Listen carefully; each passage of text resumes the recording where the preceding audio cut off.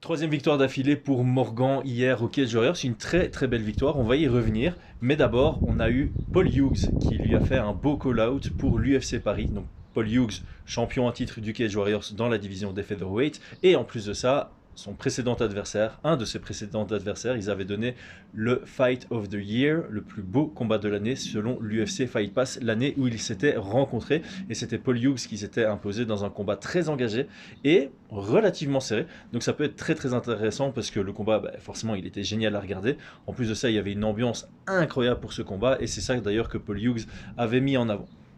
Donc tout d'abord, on va parler de la performance de Morgan hier. Ensuite, on va parler de ce potentiel combat demandé par Paul Hughes. Est-ce qu'on peut avoir de l'espoir ou non? D'abord, hier, la victoire de Morgan, on va retracer un peu le contexte. Morgan, il fait une très belle arrivée au Cage Warriors. En short notice, il perd de justesse contre Soren Bach, le champion lightweight qui venait devenir le double champion en featherweight. Après ça, il fait son ascension jusqu'à prendre le titre, à le défendre et malheureusement à le perdre dans un combat extrêmement serré, voire même controversé, face à Jordan Vucenic, très très bon combattant qui a gagné hier contre Pico en français. Et ensuite, il a obtenu une seconde chance au titre Cage Warriors. Entre-temps, Paul Hughes avait battu Vucenic. Et, comme je l'ai dit, combat de l'année défini par l'UFC Fight Pass, c'est pas rien, combat très engagé, très serré, mais à l'avantage de l'Irlandais Paul Hughes, qui est encore aujourd'hui le champion au Cage Warriors. Après ça, il y a eu quelques mois, longs mois d'inactivité, avec beaucoup de malchance du côté de Morgan. Finalement, il a retrouvé le chemin de la victoire sur une décision partagée à son retour. Et puis, 2 victoires d'affilée, 2 fois par finish. Et la victoire d'hier, je l'apprécie énormément pour plusieurs raisons. La première raison, j'ai toujours dit que les plus belles victoires sont celles qui sont dans le contrôle, dans la domination sur les premiers rounds et qui se termine dans le deuxième round. Parce que ça donne de la longueur. Ça prouve que tu es capable de gagner un combat sur sa durée, que si ça va à la décision, elle est pour toi. Et en plus de ça, tu montres que tu es capable de finaliser le combat. Et hier, c'était un combat assez complet. On a vu une bonne lutte défensive, un bon grappling défensif de nouveau de Morgan.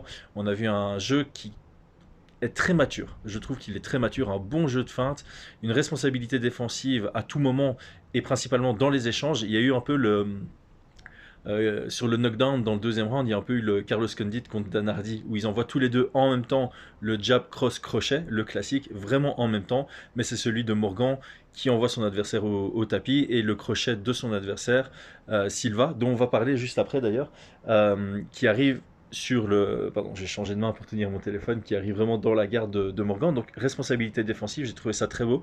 Pas de précipitation. Je trouve que quand tu précipites pas sur un knockdown, alors on peut critiquer, il y a pas le finish derrière, il n'y a pas la prise d'opportunité, mais ça montre aussi une lucidité et une confiance en son jeu. C'est-à-dire que quand tu vois des gens trop se précipiter, c'est parce qu'ils disent oh c'est mon occasion, il faut absolument que je finisse le combat maintenant parce que si je le finis pas maintenant, après je risque de me faire retourner, etc., etc. Et les gens qui ont confiance en eux, on l'a vu d'ailleurs Volkanovski qu'on dit hier, bon certes il finalise, mais tu sens qu'il y a un peu ce sang-froid, ok, je vais chercher à le finaliser maintenant, mais si je le finalise pas maintenant, c'est pas la fin du monde parce que je vais quand même gagner ce combat. Et pour moi, ça c'est un très bon indicateur de maturité dans son jeu. Morgan, je crois que justement après sa défaite contre Paul Hughes, j'avais fait une petite séquence dans ma vidéo où j'expliquais que une des grandes améliorations qu'il pouvait apporter à son jeu, c'était de changer de cadence, d'intégrer beaucoup plus de feintes à son jeu et de varier davantage ses attaques au corps. Hier, on a vu de très bons jabs au corps, des directs au corps, un très très bon jeu de feinte, un peu des changements de cadence, de l'anglaise un peu paresseuse pour cacher quand il explose. Beaucoup de patience et toujours il était là, on sent que son jeu se peaufine. Il était, comme d'habitude, en mode prédateur, en mode chasseur, mais patient.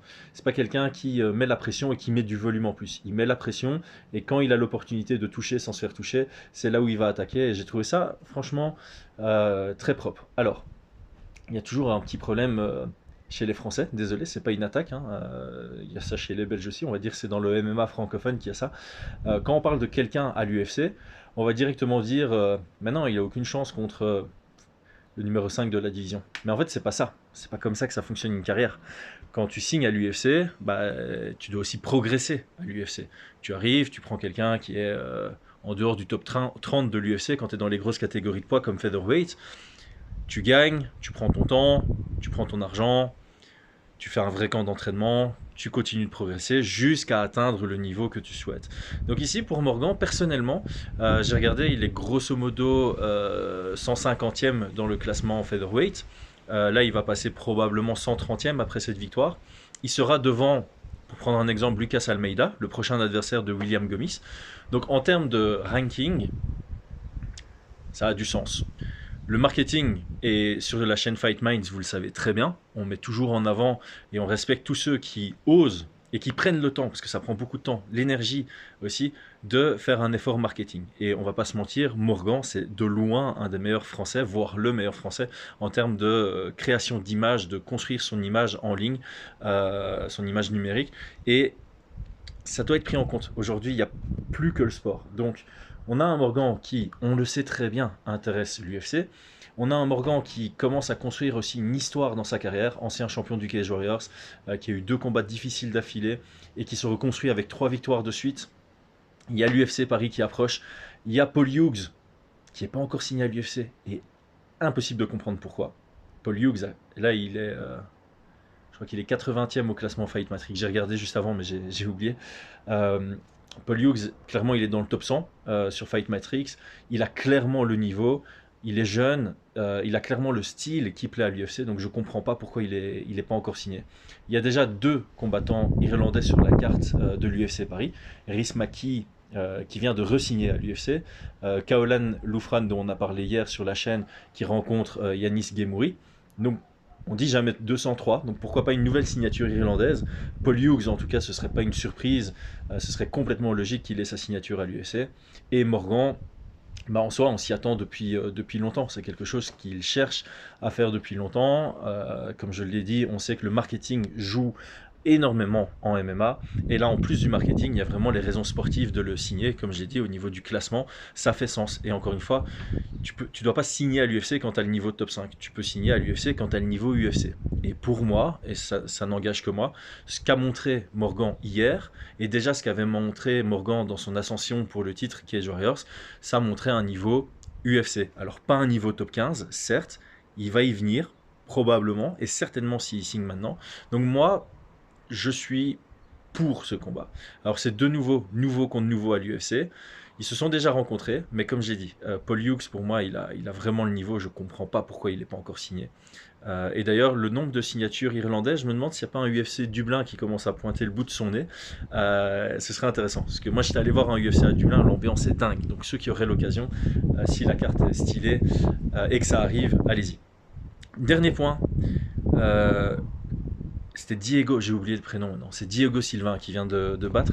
Diego Silva, il est sur 2 défaites d'affilée maintenant. Morgan Charrière et juste avant, Muin Gufarov, qui est le seul combattant du Tadjikistan à l'UFC. Ben voilà, ça en dit long. Le dernier gars qui avait battu Silva a signé à l'UFC et est maintenant à l'UFC. Donc voilà, c'est le genre de truc qu'il faut souligner aussi. Tu bats Silva, bah, c'est potentiellement un argument pour t'amener à l'UFC. Et d'ailleurs, Guin, il avait aussi finalisé dans le 3e round, un très très beau finish d'ailleurs, un spinning back fist au corps. C'était magnifique. Donc, cette vidéo, pour résumer, félicitations à Morgan, 3 victoires d'affilée, une très très belle victoire hier soir, de nouveau, parce que c'est son avant-dernière victoire dans la violence après avoir fait preuve d'un très bon grappling défensif et d'une lucidité, d'un calme dans des situations compliquées dès le début du combat. C'est aussi un bon argument sur la maturité. Donc malgré son gros palmarès, on le dit tout le temps, hein, Morgan, il a commencé sa carrière un peu avec les trucs des guerriers, hein. J'accepte tous les combats, peu importe comment ça se passe, et il a commencé avec un très mauvais palmarès, et là il est en train de se construire un beau palmarès à haut niveau local, à haut niveau régional, hein, qui est Warriors. Donc ouais, il y a beaucoup d'arguments, moi je suis pour, et honnêtement, à l'image du combat qui a été signé hier entre Yanis Gemouri et Kaolan Loufran, ces 2 noms qui à l'international ne disent rien, mais pour ceux qui connaissent, ça va être un très très beau combat. Paul Hughes contre Morgan Charrière, si vous ne l'avez pas vu et que vous avez l'UFC Fight Pass, allez directement le voir. Attendez même pas la fin de cette vidéo. je m'en fous du watch time et des stats YouTube. Coupez la vidéo, allez le voir, ça vaut la peine de dingue. Pour l'ambiance, pour les compétences, pour l'engagement. Alors vous connaissez le résultat à l'avance, donc c'est un peu moins fun, mais ça vaut vraiment, vraiment la peine. Et donc imaginez ce combat à l'UFC Paris sur 3 rounds, l'intensité qui va être mise. Quand on voit en plus la progression de Morgan depuis ce combat et celle de Paul Hughes, parce qu'il n'y a rien à faire, Paul Hughes, c'est plus du tout le même non plus. Il a progressé de dingue. Donc ça va être, ça serait un énorme combat. Et moi je signe à 2 mains. Ça embellirait la carte. En plus, j'ai l'impression que l'UFC veut mettre un maximum de Français sur la carte, même si c'est déjà sold out, parce que ça aussi c'est un truc. Le seul argument qui fonctionnait pas chez Paul Hughes, c'est il y avait une ambiance de feu, on vend tous les deux beaucoup de places. C'est vrai, mais c'est déjà sold out, donc il n'y a plus de place à vendre. En revanche, l'ambiance sera d'office au rendez-vous pour ce combat également, s'il était signé à Paris. Et donc, je voulais revenir là-dessus, parce que ça, c'est peut-être une petite parenthèse intéressante. L'année passée, l'UFC Paris, ça a choqué le monde entier en termes d'ambiance. Et je pense que quand l'UFC voit ça, ils se disent, ok, à l'UFC Paris, quand il y a les Français qui combattaient, ça a mis un bordel pas possible. C'est quelque chose qu'ils peuvent mettre en avant. On les voit souvent promouvoir le moment où l'hymne national a été chanté pendant Cannes. On a vu qu'ils ont utilisé la victoire de Benoît Saint-Denis et le bruit qu'il y avait dans la salle lors de sa victoire. Il faut refaire ça cette année. Il faut refaire ça cette année parce que selon moi, c'est ce qui donne envie à l'UFC de signer davantage de Français sur la carte. Donc là, on est déjà. L'année passée, on en avait 5. Ici, on est déjà à 5. Et j'ai l'impression qu'il y en aurait peut-être encore un ou deux qui vont se rajouter sur la carte. Donc peut-être Morgan, peut-être d'autres, je n'en dis pas plus. Mais voilà, pour tous ceux qui ont leur billet, mettez une meilleure ambiance encore que l'année passée. Ça va être très difficile comme challenge, mais rien n'est impossible. C'était Chris. N'oubliez pas, comme d'habitude, parce que moi je l'oublie, d'ailleurs c'est la fin de la vidéo, le like, le commentaire. Qu'est-ce que tu en penses toi? Est-ce que tu penses que Morgan mérite d'aller à l'UFC? Est-ce que tu penses qu'il a le niveau? Est-ce que tu aimerais voir la revanche entre Paul Hughes et Morgan à l'UFC Paris? Moi la réponse elle a été donnée, mais je suis intéressé par ton avis. Et si tu as regardé cette vidéo jusqu'au bout sans être abonné, qu'est-ce que tu attends?